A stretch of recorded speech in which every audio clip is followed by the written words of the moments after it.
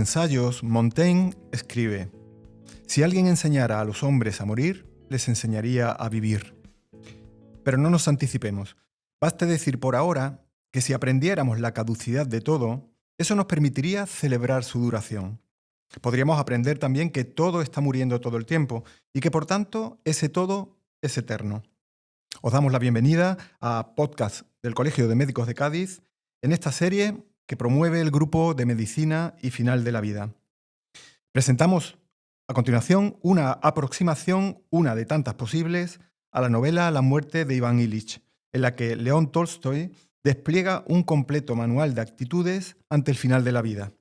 Este análisis que traemos hoy ha tomado como base la edición de la obra realizada por la Biblioteca Digital del Instituto Latinoamericano de la Comunicación Educativa.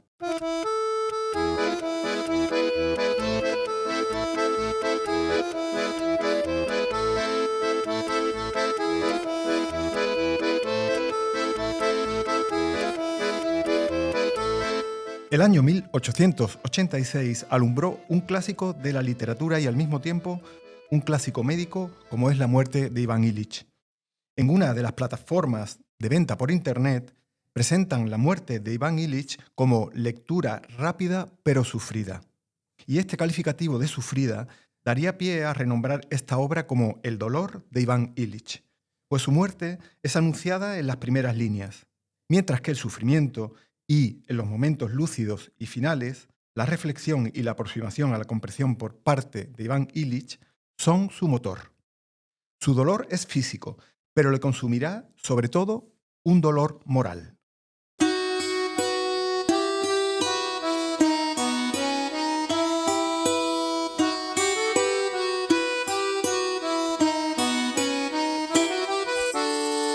Iván Ilich es procurador de profesión y llevaba enfermo algunas semanas. Se decía que su enfermedad era incurable. Ante la noticia, sus colegas dirigen su pensamiento hacia las ventajas que puede procurarles su fallecimiento: ascensos, nepotismo.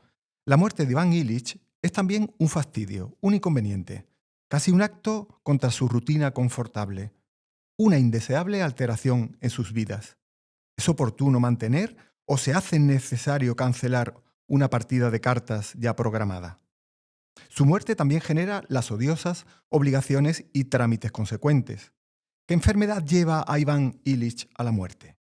Los médicos no podían precisar nada, es decir, sí, diagnosticaban, pero no estaban de acuerdo. Iván Ilich también contiene una reflexión sobre la figura, el papel y la actitud de los profesionales y cuidadores del cuerpo y del espíritu ante ese proceso del paciente hacia la muerte. Está la agonía. La viuda informa de que Ilich sufrió terriblemente en sus últimos días. En sus últimas horas no cesó de gritar. Los 3 postreros días hacíalo sin respirar. Aquello era intolerable. Está el adiós a los seres queridos. Se despidió de nosotros un cuarto de hora antes de exhalar su último suspiro y suplicó que se llevaran a Volodia, El hijo menor. fuera de casa. Y está la reflexión sobre la propia existencia y sobre la finitud de la vida. La idea de los sufrimientos soportados por un ser no extraño. El sentimiento de su propia afectación y de la afectación de aquella mujer aterró súbitamente a Piotr Ivanovich, colega y amigo desde la infancia. Tornó a ver la frente, la nariz, deprimiendo el labio, y temió por sí mismo 3 días de horribles sufrimientos y morir al final, cosa que puede ocurrirme de un instante a otro. El doctor Fernando Carmona es médico especialista en medicina interna y máster en cuidados paliativos y bioética. Hoy tenemos aquí a Fernando Carmona como coordinador del grupo Medicina y Final de la Vida y quería, al hilo de la obra de Tolstoy, de La muerte de Iván Ilich, que estamos comentando en este podcast, darte primero la bienvenida, Fernando. Muchísimas gracias. Gracias, Juan. Quería preguntarte, en primer lugar, ¿qué nos atrae tanto y qué nos repugna también al mismo tiempo de la actitud de Ilich ante la conciencia de su propia muerte? Yo creo que nos hace recordar que la vivencia del proceso de morir es muy personal e íntima. Entonces, cada uno lo va a experimentar de la forma que mejor pueda o quiera en ese momento, ¿no? En ocasiones hemos dado a hablar sobre cómo es una muerte digna, cómo debemos morir, qué debemos hacer, cómo lo vamos a planificar, plantear, y después nos sorprendemos cómo cada persona la vive de una forma diferente, por supuesto, a la otra. Creo que Iván Illich nos muestra, como bien dice, en una misma persona todas esas posibilidades de afrontar ese proceso final de vida. Pareciera que Tolstoy ha estudiado para su personaje todas las actitudes, reacciones y manifestaciones que podemos mostrar cuando la muerte se nos anuncia. ¿Es certero Tolstoy, en tu opinión, en estas descripciones? Claro, claro, porque en ocasiones, y aquellos que tenemos cierta experiencia tratando personas, familiares en esta situación final de vida, nos sorprendemos, ¿no? Y decimos, ¿cómo es posible que una persona lo viva así?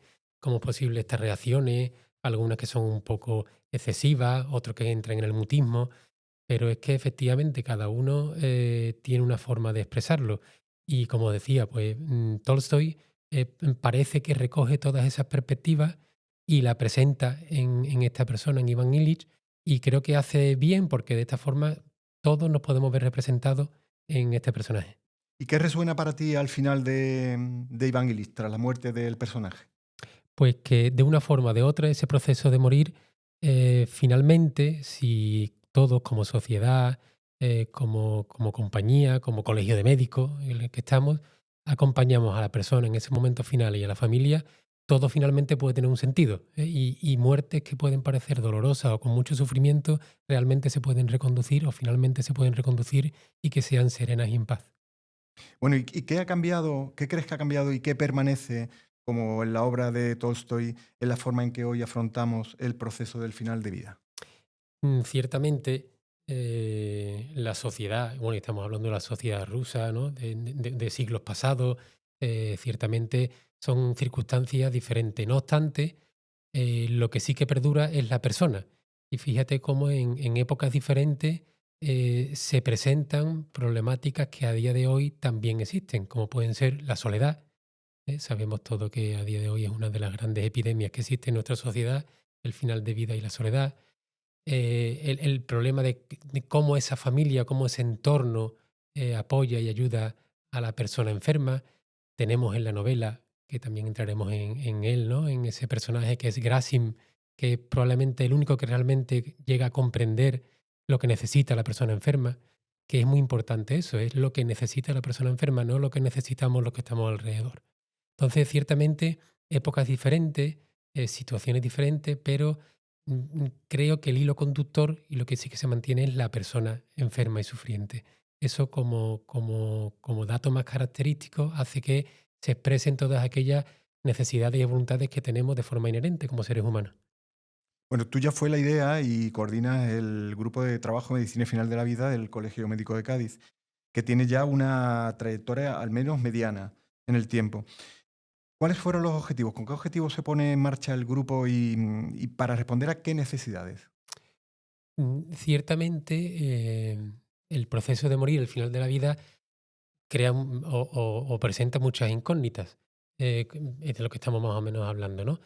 Claro, esas incógnitas da pie a muchas dudas. Dudas que le puede presentar la persona enferma, pero también la presenta todo el entorno, la sociedad, los amigos, los seres queridos. Ante esas dudas, creíamos que era necesario o que vendría muy bien tener un espacio, un lugar en el que todo lo que quisiera pudiera acudir para, bueno, al menos resolverla, no resolverla quizá del todo, pero sí que darle, bueno, una explicación, en fin. Entonces, dentro de los diferentes ámbitos, efectivamente existen los medios sanitarios actuales que conocemos, los hospitales, los centros de salud, existen consultas, existen muchos ámbitos, pero creíamos que el colegio de médicos podía ser un espacio serio, por supuesto, un nivel sociocultural y médico importante, en el que todo el que quisiera pudiera acercarse para esas posibles dudas que tuviera en este proceso final de vida, tanto suyo como de los familiares, como de familiares cercanos, pudiera acudir y resolverse. Entonces, básicamente los objetivos fueron tres en este ámbito del que estamos hablando. Difundir que efectivamente el Colegio de Médicos de Cádiz tenía esta propuesta, informar bueno, la ciudadanía, porque no deja de ser información, y por supuesto formar, especialmente a nuestros colegiados, pero también a todos aquellos que quisieran participar. ¿Y qué actividades son las que viene desarrollando el grupo de trabajo para cumplir estos objetivos que mencionas? Hombre, la verdad es que, como bien decía, ya la trayectoria mediana, ¿no? Llevamos, creo que son pues cerca de 3 años, si no me equivoco. En fin. Entonces, la verdad es que han sido muchas, muy variadas. Prácticamente estamos realizando una actividad al mes. Entonces ya se van acumulando. Y en la línea, teniendo ese contexto, ¿no? Ese marco de referencia que es de difusión, informar y formar. Por tanto, actividades hemos tenido desde algunas a pie de calle para toda la ciudadanía. Hemos tenido, por supuesto, tenemos un teléfono de contacto para las dudas que surjan, charlas, conferencias, mesas redondas, como la que estamos haciendo hoy mismo, ¿no? Este podcast. Ya digo que si estamos haciendo una vez más o menos al mes, una al mes, pues en estos 3 años pues llevamos ya un buen número, unas 15 o 20 actividades.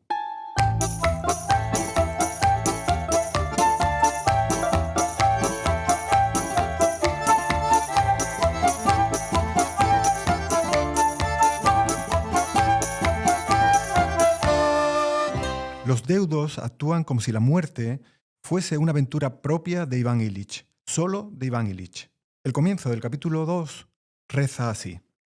La historia de la vida de Iván Ilich era de las más sencillas, de las más ordinarias y de las más terribles. Este arranque puede recordarnos ese otro comienzo memorable que es el de Historia de dos ciudades.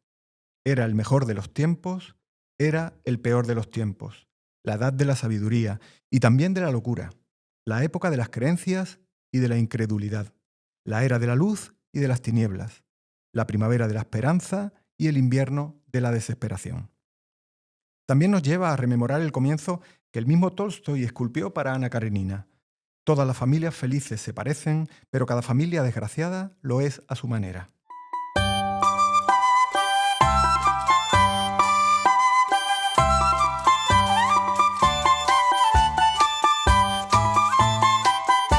Ana Karenina apareció en 1877 y confirmó la enorme talla literaria que Tolstói había apuntado con Guerra y Paz 10 años antes. Solo publicaría una novela más, Resurrección, que volveremos a citar más tarde. Al día siguiente de la publicación de Ana Karenina, Tolstói se convirtió al cristianismo. Iván Ilich es de 1886. Tolstói se rebela contra la actitud de la Iglesia ortodoxa, que se muestra complaciente con la guerra y la pena de muerte, y es excomulgado en 1901.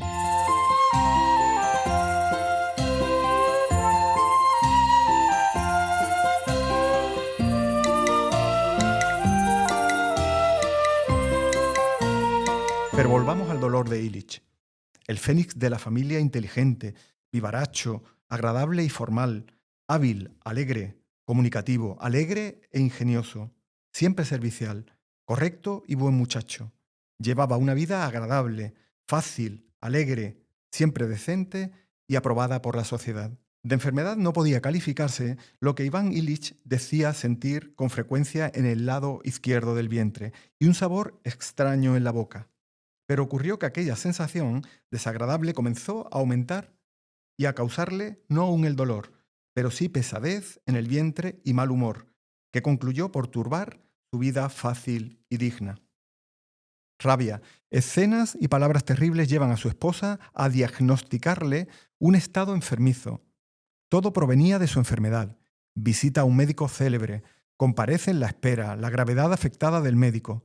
Se compara la consulta con el comportamiento de los tribunales, la auscultación y las preguntas que exigen de antemano respuestas determinadas y evidentemente inútiles, y el aire importante que expresa que no tenéis sino someteros para que nosotros lo arreglemos todo.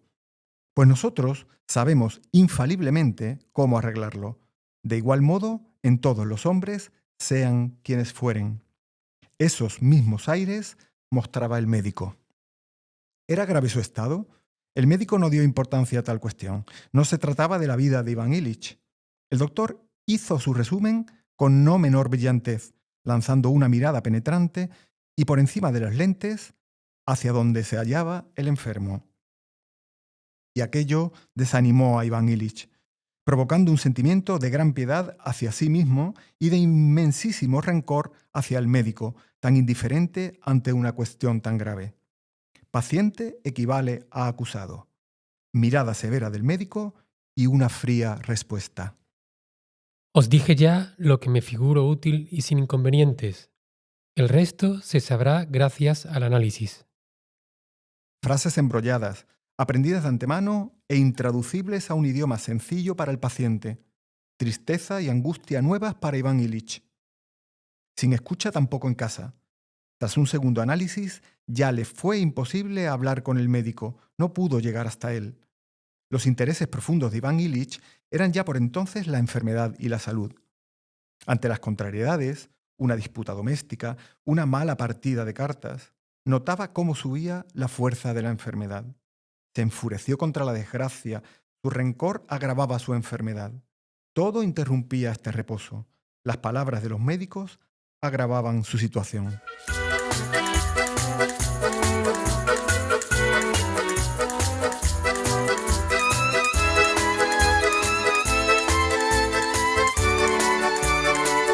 La visita a una segunda celebridad no hizo sino reiterar la duda y el miedo.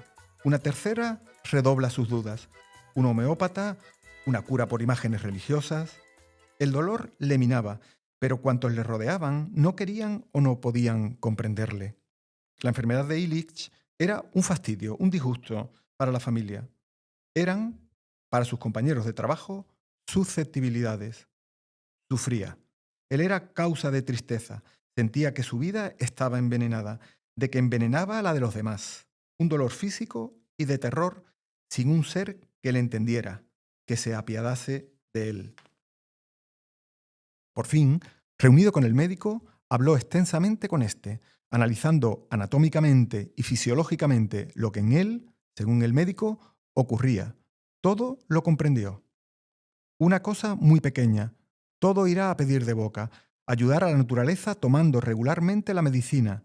La oía obrar favorablemente. De repente, el dolor y las palabras del médico resonando. Se trata de la vida y de la muerte. Sí, hay una vida, y he aquí que se va y que no la puedo detener.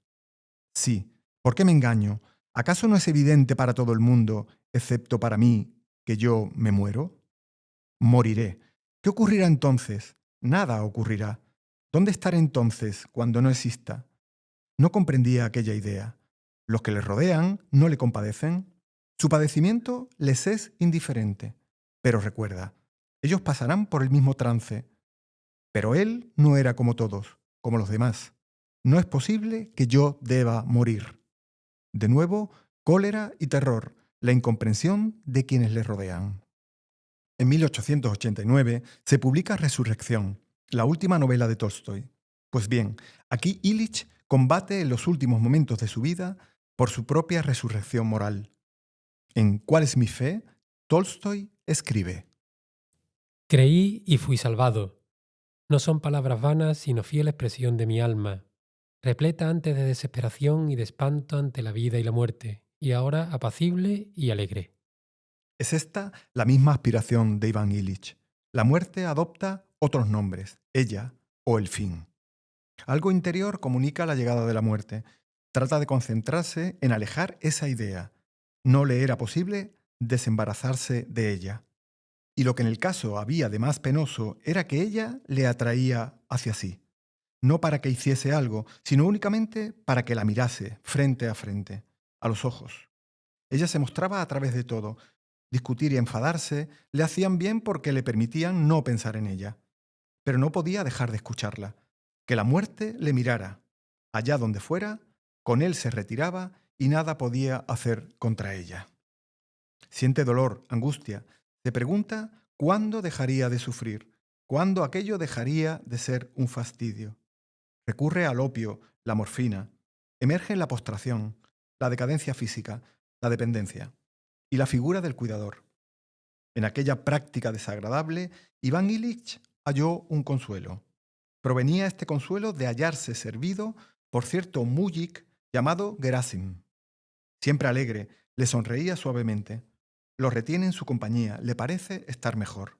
Su fuerza y su salud le servían de alivio. Decide ocultar su estado. El mayor sufrimiento de Iván Illich era la mentira, aquella mentira adoptada por todos los demás, de que él no estaba enfermo, que no se moría, de la que él participaba. y la propia ocultación de la muerte como una cosa desagradable, en parte hasta inconveniente, excepto Werasim. Lo que hacía no le pesaba, lo soportaba por un hombre agonizante, confiado en que alguien andando el tiempo le prestaría el mismo servicio. Le habría gustado que se le compadeciese como a un niño enfermo. Una caricia, algún abrazo, llorar y que lloraran con él. Ante los demás, él también finge, sospecha, desconfía y con ello hace que la mentira se enrosque aún más. Ante una muestra que puede ser sincera hacia él, lo interpreta como una mentira disfrazada. La conciencia de una vida que se va, pero que aún no ha partido enteramente. La aproximación de aquella muerte horrible, odiosa, única realidad en medio de la mentira incesante. Soy el desorden, la suciedad. Teme quedarse solo. Surge la ambivalencia ante la llegada de la muerte. Que venga lo antes posible, pero seguidamente, no, todo es preferible a la muerte. Porque es desobediente, el enfermo tiene la culpa de lo que le ocurre. Y el médico, ante los nuevos comportamientos de Illich, Los enfermos siempre inventan necesidades por el estilo, mas deben serles perdonadas.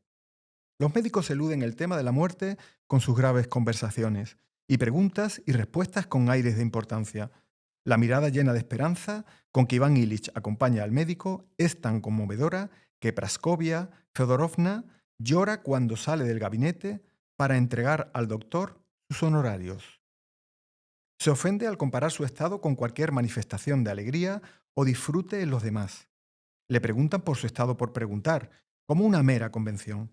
También su pensamiento ha enfermado, se ha envenenado.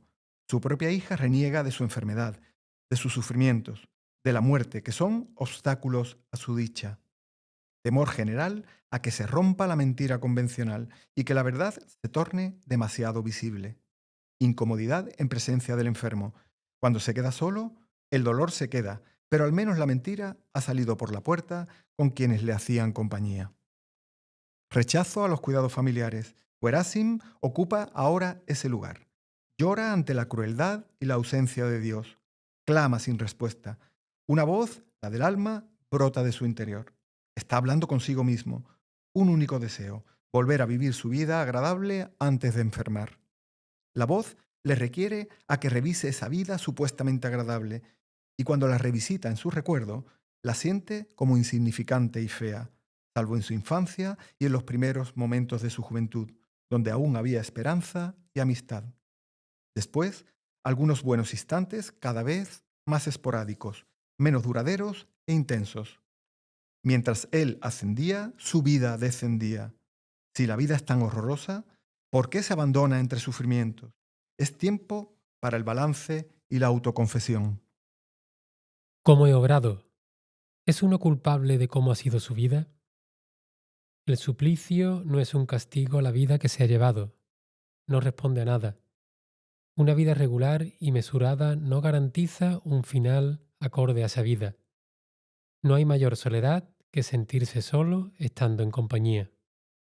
Y definición de la existencia. Serie de sufrimientos que aumentan progresivamente, camina con rapidez hacia el final de aquel horrible sufrimiento. En sus últimos momentos martiriza a su familia. Les dirige, igual que al médico, miradas de rabia e irritación. La presencia de otras personas le ahogaba. Quiere esperar a la muerte en soledad. Sufrimientos físicos tremendos y el sufrimiento moral como gran martirio, por la sospecha de no haber vivido como debía. La conciencia de que echó a perder cuanto le fue dado. Ante la presencia del sacerdote, se siente momentáneamente menos dolorido. Cuando llega el momento de la despedida, en la calma, La muerte no existía. En lugar de la muerte había luz. cuando se percata de cómo es el final y se pregunta, ¿Esto es así? le embarga la alegría.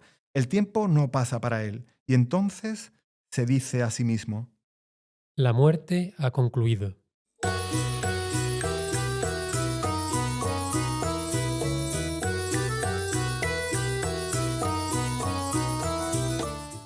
este momento culminante tiene una denominación jurídica como angustia de muerte inminente, que a veces se produce cuando la persona va a fallecer, Ese breve minuto en que se puede ver la cara de la muerte sin duda posible, esa experiencia tan íntima y tan incomunicable.